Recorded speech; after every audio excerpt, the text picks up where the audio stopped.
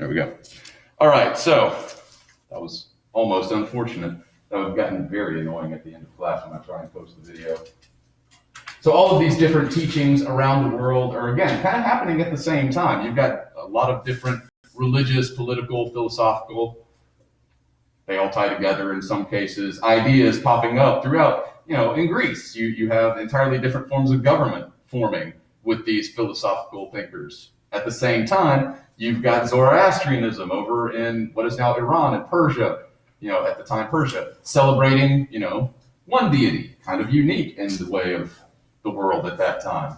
And then you've got all of these, again, still with us today, religions that are popping up throughout southern and moving up to northern India and throughout what is the, Indian Empire at that time. Mauryan empires, it'll be shortly. But the one that we are going to focus on the most for the purposes of this class and today, and the one that kind of happened at the same time as the high point of Indian culture, and now they would probably say Indian culture is at a high point again, but the high point that we will be studying under the Gupta Empire, which again is there. It's really a grandfather, to a lesser extent his son, and then a grandson of the original Gupta. So it's, again, a very quick blip in the grand scheme of things in history, but it does still, this time period, short though it is in many respects, still leaves a huge imprint on Indian society and world societies, still to this day. So pretty good stuff, a lot of information. To get there though, let's talk briefly about, I'm just going to leave this up here for a second so y'all can get a feel for other aspects of Indian life at the time. We're going to talk about, though, the foundations of Buddhism, which Buddhism, Buddhism, for those of you that need a spelling for it. So again, all religions have, I say all, a lot of the religions we are all familiar with have that origination story. You have to have the birth of Jesus for Christianity. You got to have, infinite number of myths for Egyptian gods and goddesses being created. Greek and Romans all have origin myths for their respective gods, etc. Those are, though, typically myth. What we know of Siddhartha, and I've heard it 18 different ways. I've always pronounced it in my head Siddhartha Gautama or Gautama. Again, Gautama is how I pronounce it. His name is, in fact, printed in your book. I recommend getting the spelling from it, unless it happens to be conveniently.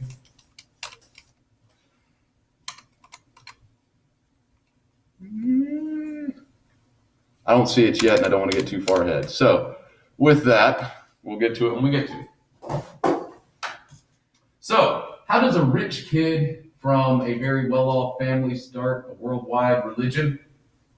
The story goes, and again, there's a lot of historic writings that say there's a lot of truth in this story. So again, not quite as mythologically based as some other religions. The person known as Siddhartha, or who would become the Buddha, which is Sanskrit, I believe. No, it's a different language, excuse me. We'll get to that. But what it stands for is the enlightened one. Hinduism, several of these other religions at the time. Enlightenment or great understanding is the point of all of them, salvation through understanding of the universe, so to think.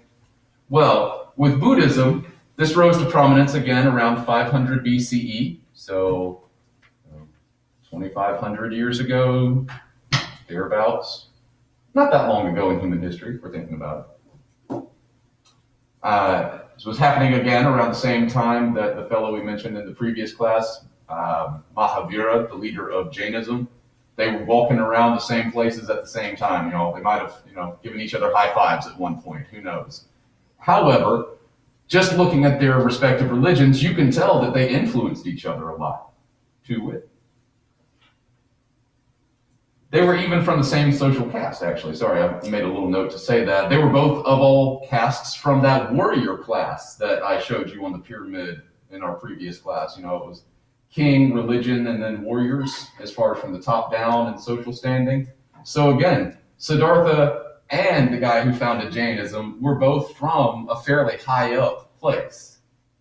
In Siddhartha's case, that comes to change his mind about things, because he lived, and this is the story as well as the creation of Buddhism, in his station, he lived such a comfortable life for the first 29 years that one day, upon some wanderings around his own kingdom, and I use the term kingdom literally, he noticed that while he was living it up in the Himalayas, where like Nepal is today, this is the area we're talking about. So if the map was up there, up towards the very top of it, walking around his kingdom, he noticed that there was great suffering among his people. Yeah, he was living it up, and yeah, the other nobles were doing fine. The Brahmins were doing okay for themselves. The leader was certainly doing just fine. But there were a lot of people that, were just fighting to eat every day or find a place to sleep that was warm. So this kind of changed him, which, again, I think it would change a lot of people, change your mind if you interact with that from your high social standing, and then you're slapped in the face with a new reality after 30 years of life. So when that realization hit him, he realized there was the constant suffering, and he contemplated what this meant in the grand scheme of things. Like, how could he change that reality? Or how could he help the people that were suffering change their realities?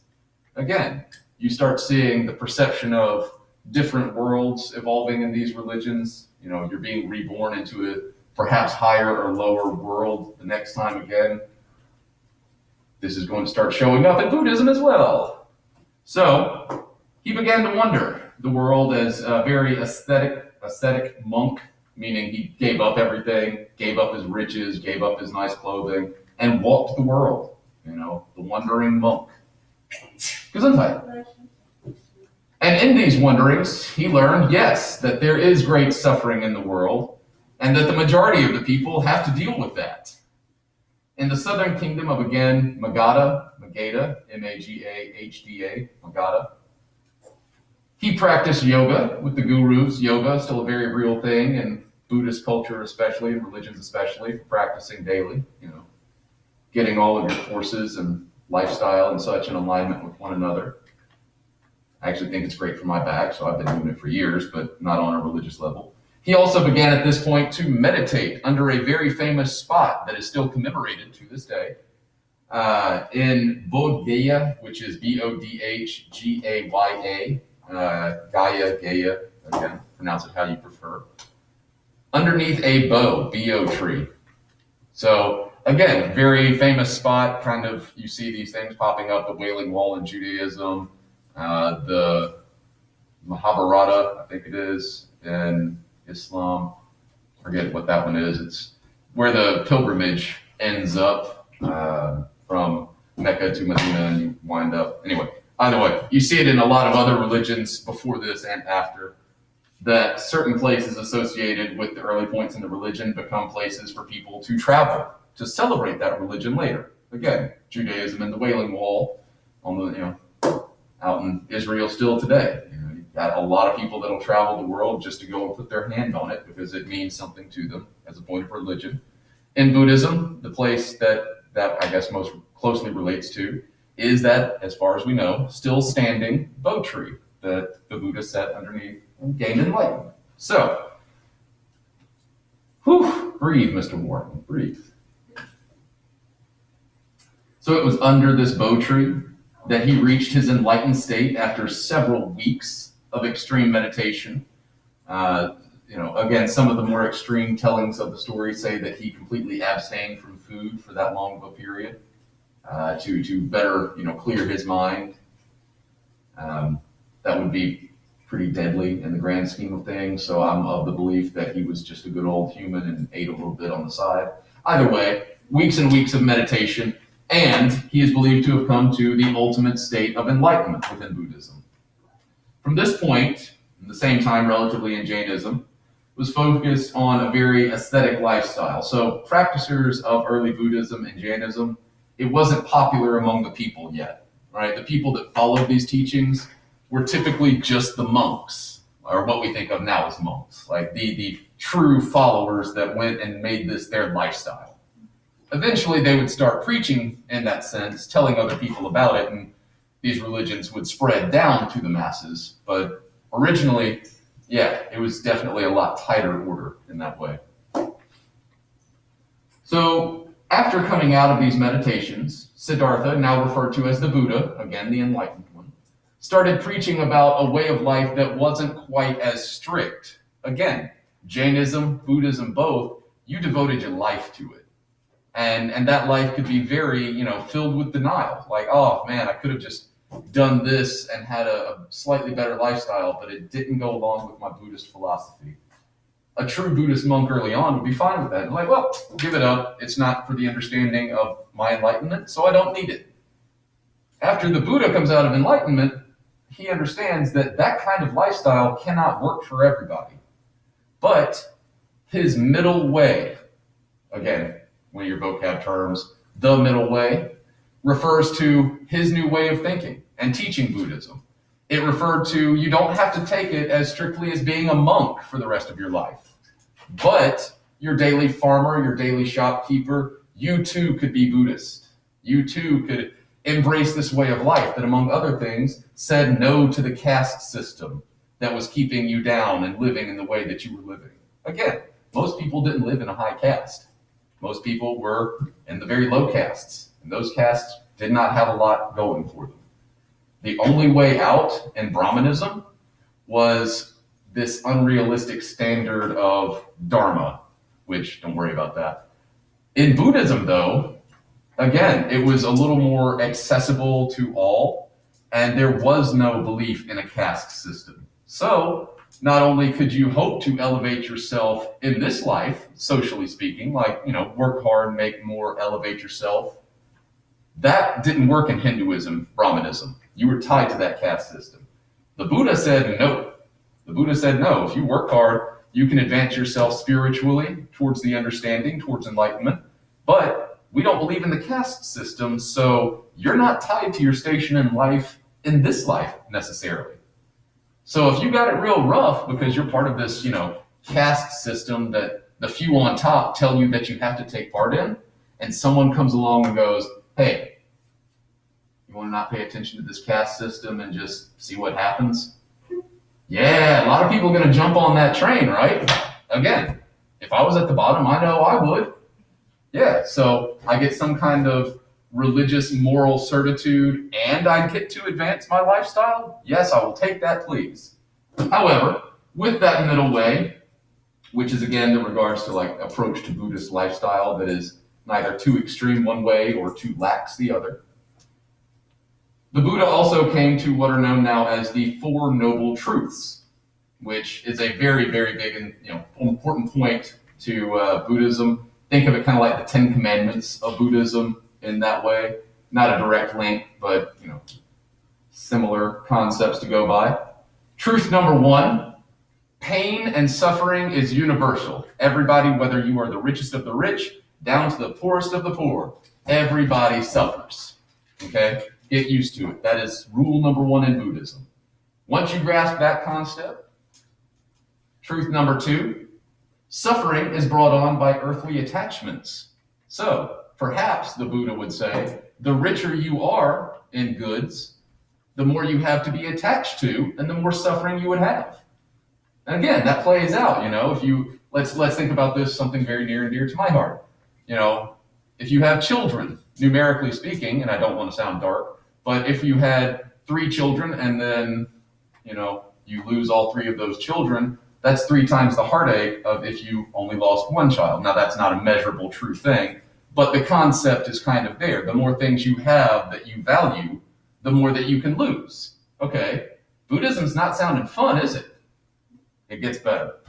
Because the very next truth, triumph over weakness is possible. So, in that whole good versus evil thing, almost every religion, even Zoroastrianism, being monotheistic, had kind of a dark outlook on life, or at least the afterlife. Like, yeah, it might not have been suffering, but it wasn't, necessarily rainbows and kitten whiskers kind of stuff either. It was just kind of, you exist in a world after this.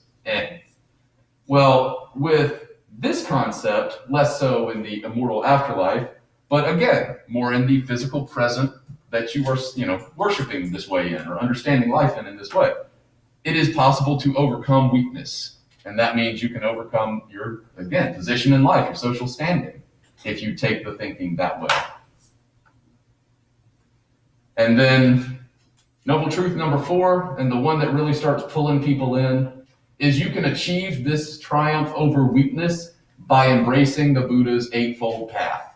Literally a transcripted way to live, to approach life in a Buddhist fashion that will give you eventually will give your immortal self the best chance of becoming an enlightened one yourself, or a bodhisattva, which is another vocab term that I did not think to write down, so I will refer you back to your books on it. I apologize. However, sorry, trying not to get too quickly or too far ahead. Also, check the time. We're good. As always happens with religions, let's say always, typically, most of them, you wind up with a breakdown of the religions. So Buddhism continued on for about 300 years, just oral tradition, never written down, not recorded originally. Siddhartha did not sit under the bo tree, find this new sense of himself, and then write down, okay, here are my thoughts. Day 1, as Buddha, da-da-da-da-da-da-da. No, it was just the traditions, the morals, the ideas passed down from generation to generation, word of mouth style, right? After 300 years, they would eventually be written down, changes things dramatically, because once they're written down, and again, become a little bit more practiced by the masses, so to speak, what inevitably happens is you have some of the masses wanting to practice religion one way, and some of them wanting to practice it a different way. And I say religion, Buddhism at this style, early religion, definitely more of a lifestyle in my way of thinking. Again, you're not praying to Buddha. You're not offering up things to a central deity to get benefit from them. You're following an example so that you can be the same as him. So again, as far as religions go, it is a bit different in that you go to bed at night as a Christian and you pray to either saints or gods, typically, or gods, Christianity. But you pray to very few specific people. In Buddhism, especially at this point, you are trying to achieve the same state as the person who created that way of life, that way of thinking. So it is very much, again, not the same as a lot of the religions we've seen thus far. A little bit more hopeful in that you too could reach the enlightenment of the person that created this religion, this way of life. The early religious texts that record, the way of Buddhist lifestyle, the way of Buddhist thinking, were called the sutras, S-U-T-R-A-S. I don't know if they are up there yet or if they're on the next. It might be on the next couple. Either way, the sutras dictate, or at least one of the sutras, there are many, and rather like the Vedas from the Vedic period that we studied last class, the sutras kind of dictate the lifestyle of Buddhists. The Vedas dictated how the Aryans chose to view reality and live their lives, kind of gave pointers for how to be a good Aryan. The sutras are going to do that with Buddhism. Again, after 300 years of people just saying it word of mouth, so they might not have been the original intent that Siddhartha was going for. Who knows? 300 years of the telephone game happened to do that a lot of times. However, these new ideas appealed more to farmers in general, and we'll see that splitting society. But as they record themselves, as these sutras are recorded, people start viewing them in different ways. You read and you interpret in your own way. Monasteries, eventually formed up with people who decided, Buddha did it himself. He wandered the world for decades. Buddhists following him for many, many generations after, wandered the world for decades. As you start writing down these heavy texts, you need places to sit down and study them. Again, we think books now are heavy. We're talking about scrolls, that big around times 20 for one of these sutras. So again, if you need a place to sit down and study these religious texts, what's going to normally form up? They're equivalent to a church, say a temple in this case. Well, again, not the earliest form of Buddhism. It was definitely a wanderer's religion or a wanderer's way of life. But now, 300 years on, you start getting what is one of your vocab terms, Mahayana Buddhism, which is M-A-H-A, Maha, Y-A-N-A, Yana, Mahayana Buddhism. And this focuses on more of like the inclusive nature of Buddhism. Again, I said that farmers started practicing Buddhism a lot more at this time, and day laborers, artisans, the lower rungs of society started to embrace Buddhism. It was because Mahayana Buddhism gave them a way to feel included into that. Again, you no longer had to go and be a monk for the rest of your life, or send one of your children that was valuable to your business or your farm, your lifestyle, to go and be a monk for the rest of their lives. You now had a way to embrace Buddhism and still live your life, which, given the nature of Siddhartha's middle way concept, does seem in pretty close alignment to at least what are thought to be the original teachings of Buddhism. So, either way, Buddhism's popularity would rise until about 1200 CE, so our side of things, about 1500 odd years, depending on when you're starting to look at it, is either spoken or written text, so call it 1500 years for my way of thinking. And it's still definitely a common religion today. I mean, not in India. I believe that is more Hindu and Muslim now, according to your book. But Sri Lanka, several of the surrounding, again, no dang map up there, several of the surrounding countries now are still very much heavily practicing Buddhism. So there you go on that. As with many religions, beliefs come to affect daily life. With Buddhism, it's a split between several views, but something that they, again, typically shared amongst them is rather like with Jainism, that heavy leaning tendency towards nonviolent behavior. And Jainism took it to an extreme level. Nonviolence against, don't be a farmer because, if you have to dig up the plants, then you're interrupting their life cycle, and that's too violent, So Jainism kind of took it to that extreme. With Buddhism, though, still to this day, you see a lot of vegetarianism associated with Buddhism, not necessarily with the extreme view, but again, just one of those cultural things that started way back when, still follows through to today. In Hindu, you still see the respect, and cows are very sacred in Hindu, thought to be ancestors potentially. So you see how that cycle of rebirth plays into how society acts with regard to itself.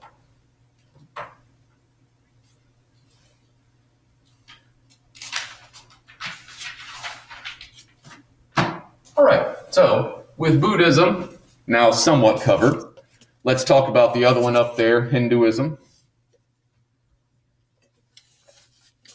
May as well divide a spot off in your notes between the two. Don't trip on that cord. So the religious lifestyle concept that we discussed last time that came around with the Aryans, the Brahmin system, was based more or less on keeping the Aryan peoples, the ones that viewed themselves as, their heritage as the Aryans from north, the conquerors. Brahmanism was the basis of the caste system. I railed on and on about the caste system last class. Example of some of their cave buildings that were common at the time. One that I would very much like to visit. Too far ahead.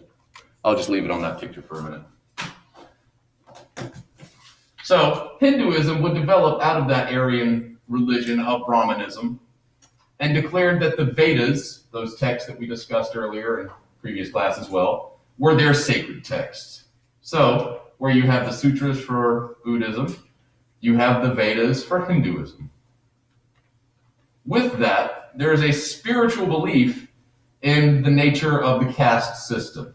So again, Brahmanism as an early religion introduced the caste system. Hinduism, when it evolves from Brahmanism, makes it part of the sacred text. So if you're practicing Hindu and you're a faithful one, you believe religiously in that social division that is the caste system. You're born into a caste, you stay in that caste.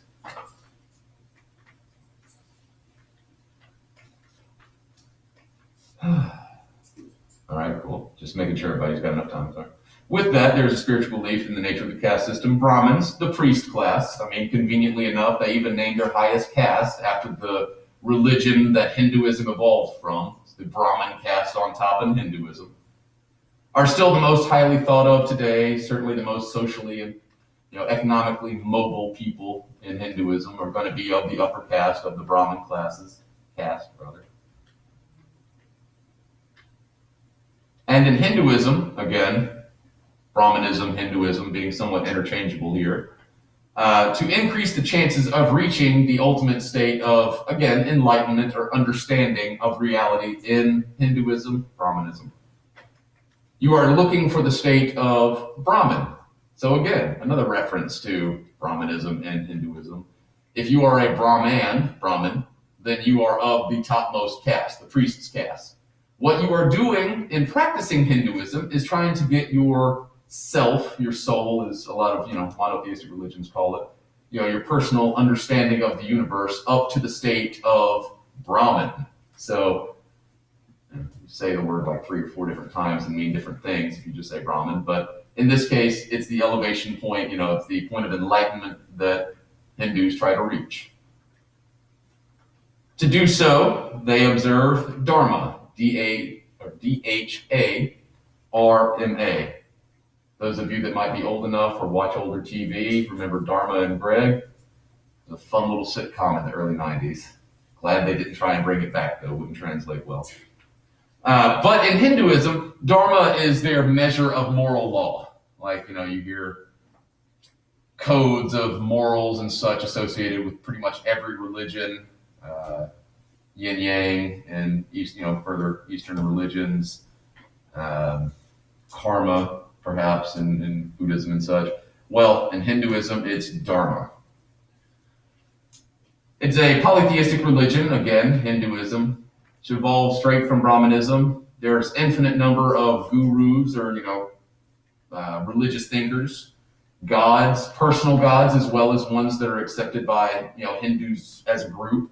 So in a Hindu's house, you might have a shrine to a household god, as well as an understanding of being a Hindu that believes the forces of Dharma are at work and you're trying to elevate yourself, your soul self. Stomach's growling. Sorry, y'all, I'm a little hungry. So these beliefs, early Hindu beliefs, are laid out in the epic poem, the Mahabharata, which is very long, so bear with it. It's another one of those epic poems, kind of like the Vedas, this being a type of Veda. Mahabharata, Mahabharata. Long one, sorry about that. But within this epic poem, laid out how, a Hindu society was essential to the, preservation of Brahmanism. Kind of, again, it just gives the right way to act as a Hindu, kind of gives a moral code and in words that you can follow to know that you are getting yourself towards, a better, higher sense of self and understanding of the universe. It's also some great literature. So there's some great little stories within it that have become movies and spin-off plays and such. None spring to mind right now, but I know that there's been a couple that I've read through over time that are like, and this is a piece of the Mahabharata. It's like an entire movie in modern time will be like a chapter from this epic poem. So again, huge text, y'all. All right, so that's going to really bring an end to the Hindu portion of the chapter that we're discussing today. Just checking our time. We're good. Okay. Western contact and the Mauryan unification of northern India, or how we're going to get into that golden age that I babbled on about at the beginning of class. Now, this is more of a quick overview, so if y'all don't want to take notes for a few seconds, just cue your ears up. So I'll get us up to speed on where we're going to go. With the rise and expansion of the Persian Empire, again, those of y'all that have ever seen the movie 300, the guy in that, the bad king that's trying to invade, that all the Greeks are trying to stop, his grandfather is the one that we happen to be talking about here. The Persian Empire, headed by Darius, and the Greek Macedonians, later, Alexander the Great. By the 500, they invaded at two separate times, sorry. So by the 500s BCE, there was a lot of different influences. There were a lot of different influences happening at the same time in northern India. So again, you had the disappearance of first the Dravidians. They disappear 500 years later. You have the Aryans come in and all that they do and bring in their way of life. After the fall of the Aryan Empire, you have a procession of people coming in. Pretty quick order as far as time's concerned. Some of them are 50-year-long empires, some of them are 100, some of them are 10. Either way, just to get us there, I'm going to sum them up. So around 513 BCE, right around that disappearance point for the Aryans, you had the Persians sweeping through, big conquering armies. 150 years after that, you would have Alexander the Great, creating a huge army and invading all of the known world at the time, everything around the Mediterranean. India, as it is, would actually be Alexander's downfall in a lot of ways. His men rebelled and abandoned him. And let's see, to get us up to where we are, 200 years later, the Greeks had begun to push the Persian rulers out, and the industrious king of India, at the time, southern India, Chandragupta, Chandra, Gupta, as it's spelled up on the board earlier, Gupta, circa 322 BCE, took the Greeks' idea of unification, as far as, unifying city-states and bringing them into one giant kingdom. Chandragupta decided it was the right time to do that throughout the rest of India. The Dravidians had started it. It had faded out. The Aryan invaders came in. They had faded out. A native-born Indian, it was due to happen. They wanted to take back over and reunite this empire. Happens a lot in history. So, raising an army, many different tribes, because after the Aryans faded out, a lot of the, throughout India, there were these huge cities. It's not like culture just disappears, y'all, like people were still living in the cities. Chandragupta goes around to a lot of those individual city-states, individual powerhouses, and goes, hey, y'all want to get together, kick these Greeks out, reestablish some unification?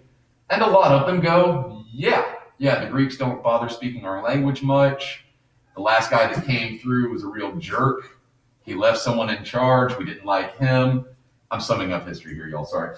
Either way, raising that army, Gupta and his later grandson, Ashoka, would shore up one of the shortest-lived but most glorious empires throughout India's entire history. On a side note, Alexander the Great was so impressed, he actually took Indian philosophers with him after he lost in India and continued on taking them with him because he had such respect for the philosophies and the architecture.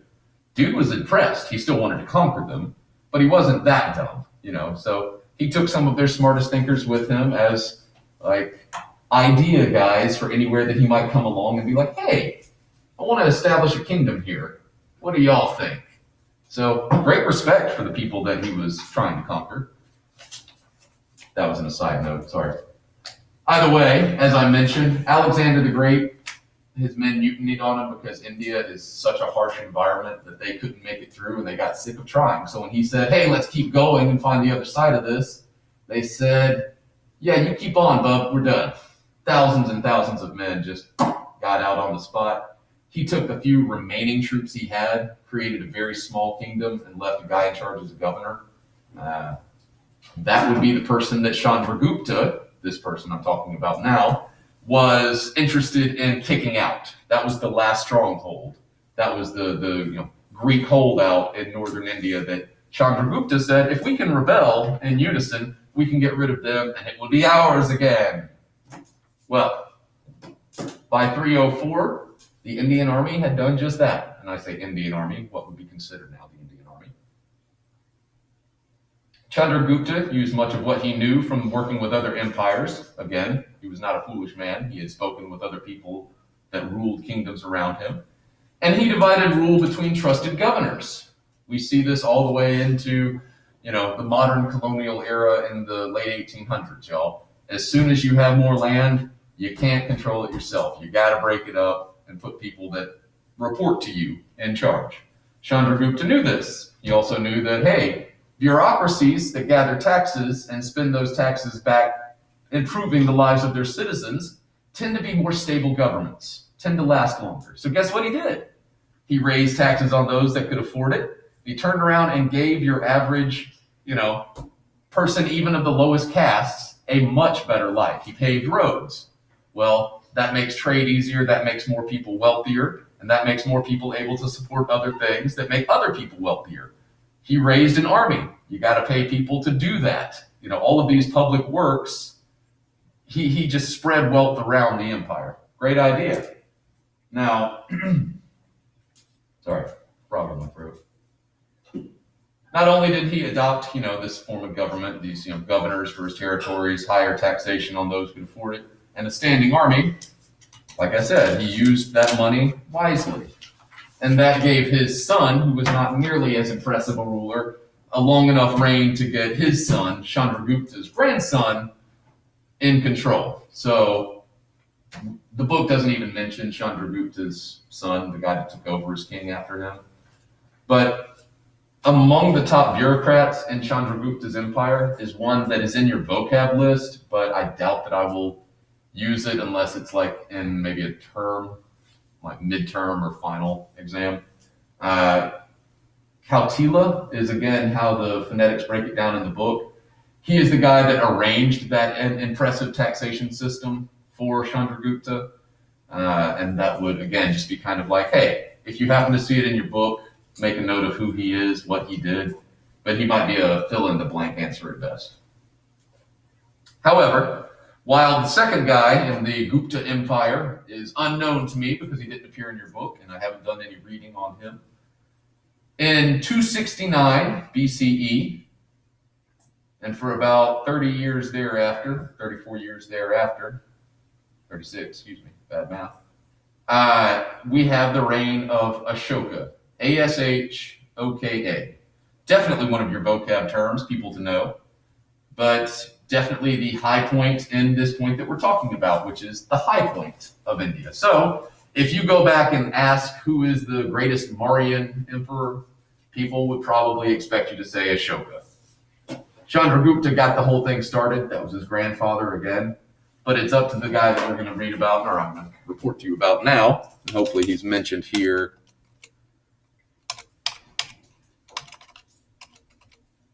Oh, I apologize. I had much more on this than I thought.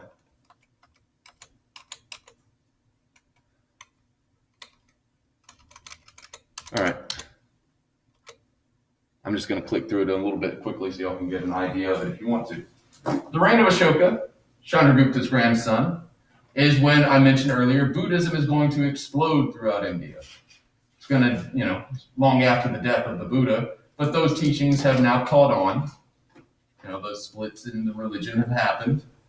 And Ashoka is a big fan of Buddhism. Now, he has a similar conversion story to the Buddha himself, in that, Ashoka was born into the royal family.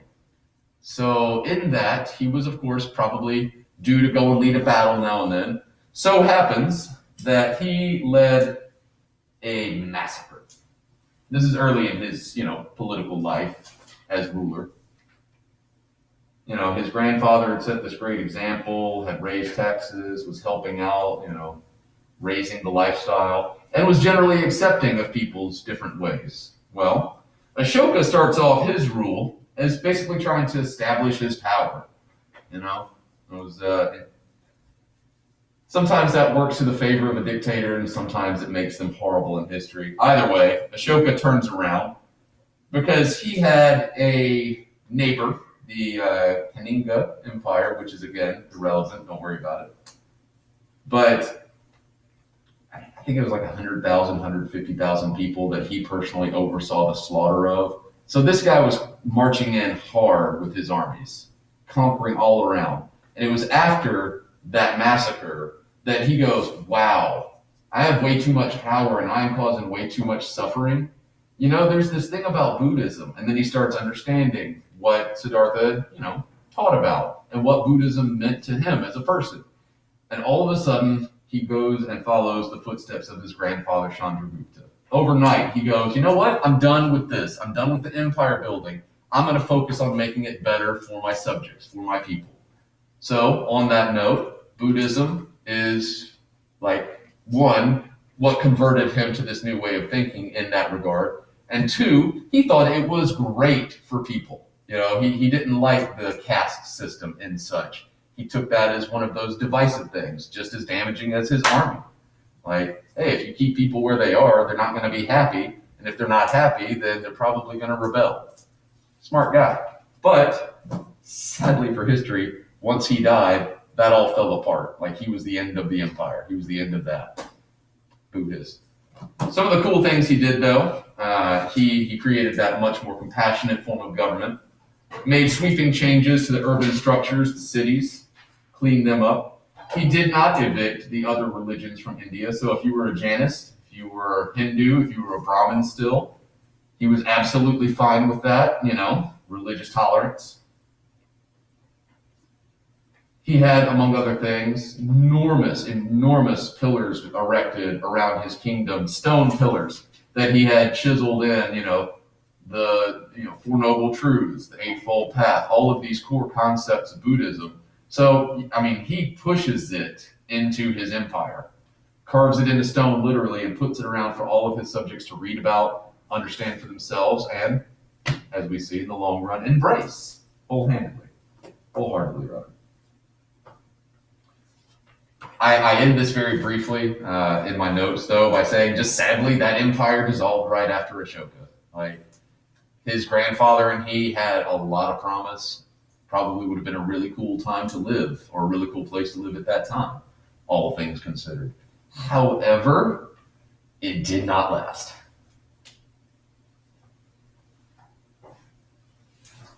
All right, in your book, the next section is small states and trading networks. Again, I base my notes straight from your book for most things. Chandragupta and his grandson Ashoka would be known as the Mauryan, M-A-U-R-Y-A-N, Mauryan Empire, brief though it was.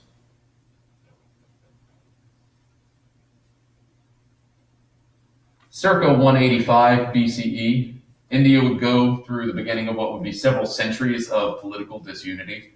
So again, after the Mauryans fall, it's really up to a quick turnover of invaders and people that get invaded to come in, establish themselves and throughout India, and then within a couple of 100 years on the long end, those people are kicked out. So you go through a time in India where there's not a lot of recorded history, simply because there was no government in charge there to record it.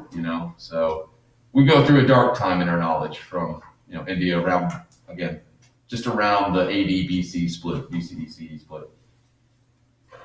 However, nature and politics hates a power vacuum, so it can't last very long. Many of the things that we now take for granted about the Indian culture, the religions, the lifestyle, etc., all started at this time. And of course, like I said before, even if you're not the people in charge, if you have a strong centralized belief in who you are as a people, in this case, the things that unify them, religion, Indian culture, those practices, survived even though an official government uniting the different kingdoms did not. So even though you didn't have an official ruler in India or of the Mauryan Empire thereafter, you still had a common shared belief and value system throughout a lot of these city-states. So again, even though it's not an official collection, the ideas remain. Quickly skip over that. All right, so the artistic growth that spawned from, among others, the Greeks who invaded, came back in. That's where we start seeing a lot of the architectural differences that divide Mauryan old India from what we now associate with modern India. Again, small thing in my notes, but I just thought it was worth mentioning. And it is in other things because the Greeks' influence, like Buddhism was still fairly new at this time, right? Well, with those stone pillars getting inscribed by the leader Ashoka, artists are always interested. You've got how many interpretations of Christ on a cross throughout the years. You've got how many, different interpretations of any religious scene painted, chiseled, carved, artistically represented from any page of the Bible, just about, right? Buddhism's no different. you got artists that want to celebrate their beliefs. In that, the Greeks who invaded around the same time, again, 200 CE, brought in the ideas of, Greek and Roman statues from this time in Greece are these beautiful figures that are sculpted, the Adonis statues, the ones where you can see detail that is so minute, it's like you can count the hairs on their face, and then all made out of marble and stone. Those Greek ideas start to influence Indian sculptors. So you start seeing a vast number and style of Buddha statues being carved, or bodhisattvas, small Buddhas. And they start popping up countryside within people's homes for sale at markets, but they're influenced heavily by that Greek style of carving stone. So again, it gives us that first inkling after the dark time where we just don't know much about Indian culture or history. Those style points that they took from the Greeks that we can very clearly see influencing their art kind of start to give us that idea that, again, hey, they were trading with Greeks at least by this point in history. We know that much. And if they were trading with the Greeks, well, there's probably going to be something more within another 100 years. So we're up to 300 CE, Common Era.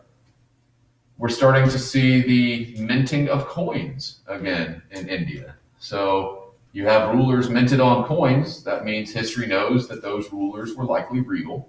And that leads to more and more research. So again, we're exiting about 100 years of history in India where we just don't know anything, or not much. These coins that begin to appear allow us to accurately measure the breadth and scale of empire that the new Indian empires that were forming practiced. If you see a coin with somebody's face on it 600 miles away, you assume that it didn't walk there. It was probably traded for and taken that far, or brought by one of your traders from a local kingdom out that far.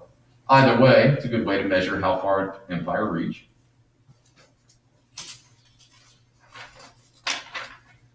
And the last page of notes, we might actually finish up a little early today, y'all, which is good because this is post-lunch and I'm sure everyone's tired too. So by the 1st century CE, again, that AD BC switch over, we start noticing a lot more in the way of, recognizable and traceable aspects of Indian history reappearing. Other advances of this time was their understanding in medicine. Again, we see proof of that in both corpses that were able to, skeletons that were able to observe, found more recently. Again, I remind you, the earliest of these, early societies were only discovered in 1921, so exactly 100 years ago. So we still have a lot of catching up to do in studying them. However, we now understand that Indian astronomers, even in the 1st century Common Era, 1st century CE, had already, to a scientifically minded way of thinking, proven to themselves that the Earth was round. So, you got people still in Columbus's time where the myth is, oh yeah, they didn't want to go sailing because they were afraid they'd fall off the edge. Well, that was 1492. About 1,300 plus years ago, before it, Indian astronomers had already figured out, yeah, you're not going to fall off the edge. You'll just run into something and eventually you can make it back around. Now, they didn't do it in practice, but there is proof that they understood, hey, we live on a round thing, not a flat thing. That would have gotten you killed in Europe, that belief at the time, by the way. So, big important thing. They also began to understand, the core concepts of what we think of now as physics and scientific practice. Like, it wasn't this understanding that the Greeks had of, lightning bolts are from, the god throwing them down because another god made them for it. Indians at this point, in this, several places of key culture around and through Indian empires, were understanding that rather like the Greeks, science, as they knew it, could be broken down into earth, air, fire, water, physical things leading to, the changes in these physical things leads to other physical things. And that is kind of the, it's no longer in the spiritual realm. Things don't happen because a god or gods say that they must. There's this core understanding that whilst the spiritual still plays a role, there is definitely a relation of physical to physical. Like fire plus skin equals burned skin. That's not, God cursing you. That's just what happens when, scientifically speaking, you touch something that's too hot. They and the Greeks at the same time, a lot of overlap between the two, start putting those concepts together, which then allows for a further understanding of, hey, if you eat this, it's going to make you sick. Proto-medicine. Or if you eat this, it's going to make you not sick. Even better points in proto-medicine. So again, a lot came out of this time, y'all. Their code of laws, the code of Manu, M-A-N-U, is the first really recorded set of laws that we have from early Indian culture. It's based strongly on the Hindu caste system, records early like family life, social laws. Again, the really boring governmental record stuff that early writing typically takes note of. So again, a lot of things that we take for granted now as far as scientific accomplishments that we think happened later in history, they get their core and their start right here with India and its interaction with the world. So that will conclude our notes on the Mauryan Empire, the high points under Chandragupta and Ashoka, kind of the fall of the Indian kingdoms thereafter. And they're slow, and I say slow, they're high points even and low points. But generally speaking, that 200-year gap where we really just, there's not a lot that we know because there were so many invaders moving through and getting conquered themselves. So either way, thank you all very much. If I can go back and address anything for anybody, if anybody's zoned out at any given point, I understand. Again, survey courses can be a little dry and boring.